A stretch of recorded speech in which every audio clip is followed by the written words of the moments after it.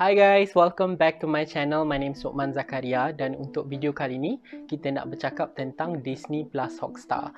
Sebenarnya kan aku agak contemplating sama ada nak buat video ni ataupun tidak, sebab kalau kita Google dekat internet ataupun dekat YouTube memang dah ramai YouTuber dekat luar sana kongsikan pendapat diorang berkenaan dengan hal ni. Tapi at the end of the day aku rasa kita ada pendapat masing-masing dan ada experience sendiri.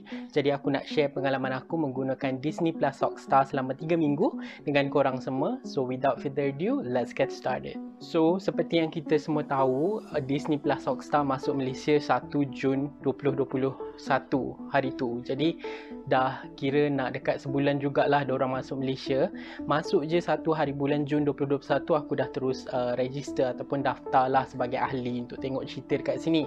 Jadi masa register hari tu kita kena bayar untuk 3 bulan, tapi aku rasa agak worth it lah sebab 3 bulan harga dia RM54.90.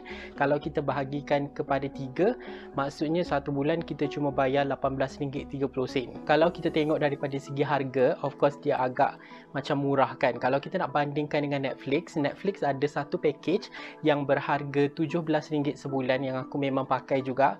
Tapi kalau nak bandingkan dengan Hotstar ni, Disney Plus Hotstar, dia agak berbaloi sebab kalau Netflix harga RM17 tu kita cuma boleh tengok dekat phone ataupun dekat iPad kalau tak silap aku.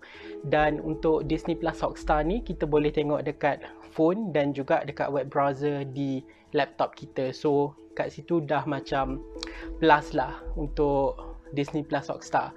Pengalaman aku tengok Disney Plus Hotstar, tengok cerita-cerita yang ada dekat aplikasi ni memang tak ada masalah sangat bila aku tengok dekat phone. Everything was super smooth. Tapi tak tahu kenapa tiba-tiba hari ni aku decide untuk tengok dekat laptop. Jadi bila tengok dekat laptop ni, kat situ dah ada timbul beberapa isu aku nak kongsikan dengan korang. The first thing bila aku tengok cerita dekat laptop ni, dia punya masalah yang utama yang kita memang boleh nampak secara jelas dia adalah daripada segi kualiti. Kualiti video dia agak mengecewakan jugalah sedikit, walaupun dia tidak terlalu mengganggu, tapi expectation kita terhadap aplikasi yang memang dah popular dekat seluruh dunia, jadi kita expectation tu agak tinggi. Tapi bila kita tengok kualiti macam tu, agak mengecewakan sedikit. Jadi kalau ikut pengalaman aku sendiri, bila aku tengok dekat laptop ni, kualiti dia macam kita tengok VCD ataupun DVD. At first aku ingatkan macam, oh mungkin aku kena tukar resolution lah. Jadi bila aku tekan bahagian setting untuk tukar resolution tu, dia punya function dekat situ cuma tulis high, medium dan juga low. Jadi bila aku setkan dekat high, dia punya kualiti masih sama. So aku expect macam okay, ini dah memang high lah ni. Kalau aku tukar medium ataupun low, memang lagi teruk lah kualiti dia. Dan pada aku sendirilah, aku punya pendapat lah, aku rasa macam tak best bila dia letak high, medium ataupun low. Aku lebih prefer dia buat macam YouTube, di mana kita boleh nampak resolution tu berapa. Contoh kalau kita dah letak dekat high tu berapa resolution dia, adakah 1080p ke 4K ke, kan at least kita tahu.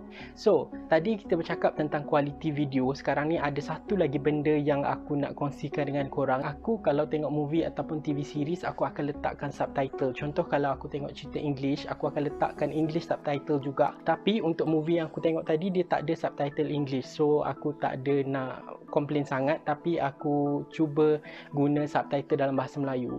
Bila aku guna subtitle Malay, aku perasan satu masalah dekat situ. Dia punya subtitle macam keluar dengan tak nak keluar tu sama banyak. Sebab bila ada scene yang bercakap, dia tak keluar subtitle tu. So dia macam menjadi masalah kepada orang yang macam tak faham English dan nak gunakan subtitle Malay untuk fahamkan apa yang diorang tengok. So jadi masalah lah kat situ bila subtitle tak keluar and then tiba-tiba keluar and then tak keluar balik. So a little bit of a problem there. Bila dia jadi macam tu, aku terus tukarkan daripada web browser tu, aku tengok dekat phone. Bila aku tengok dekat phone, masalah tu tak ada. Maksudnya subtitle tu okay, on point. Tapi walaupun on point, masalah dia punya translation tu macam Google Translate. Kita faham apa yang dia cuba sampaikan, apa yang dia translate tu, tapi dia macam aneh lah sebab translation dia tu macam direct translation yang macam tak sepatutnya berlaku. Sebab ini adalah application ataupun streaming movies yang memang popular dekat seluruh dunia. Orang tahu kan Disney Plus. So, bila benda ni terjadi, dia agak mengecewakan sedikit lah. Kalau kita nak cakap pasal positive side pula, memang banyak lah daripada segi kuantiti movie ataupun drama series yang ada dekat dalam streaming ni ataupun dalam Disney Hotstar ni, Disney Plus Hotstar ni, memang ada banyak jugalah, memang berbaloi-baloi lah kalau korang nak daftar ataupun nak register untuk tengok cerita kat sini dengan harga yang RM18.30 sebulan tu agak berbaloi. Sebab korang bukan hanya boleh tengok cerita daripada Disney atau Pixar, korang juga boleh tengok senarai ataupun collection movies daripada Marvel, Star Wars, Nat Geo. So memang best. Selain daripada kelima-lima tu, korang juga boleh tengok local movies ataupun TV series yang dorang masukkan sekali dalam apps ni. Contohnya drama bersiri Melayu, filem Melayu ataupun Chinese movie, Tamil punya movies. Korang boleh tengok bermacam-macam jenis. So memang ada banyak pilihan lah. Tapi at the end of the day, persoalannya kat sini, adakah korang yang mendaftar ataupun menggunakan aplikasi ni mengalami masalah sama macam aku?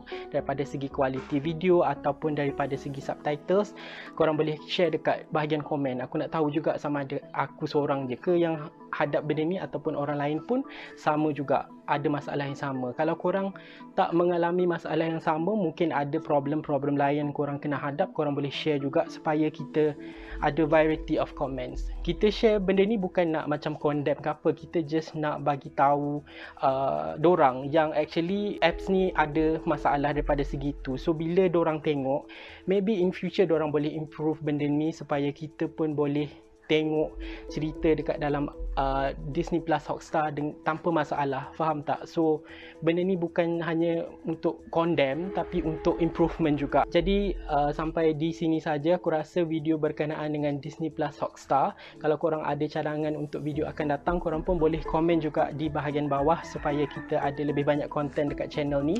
So yeah, thank you so much for watching. See you guys again in the next video. Bye.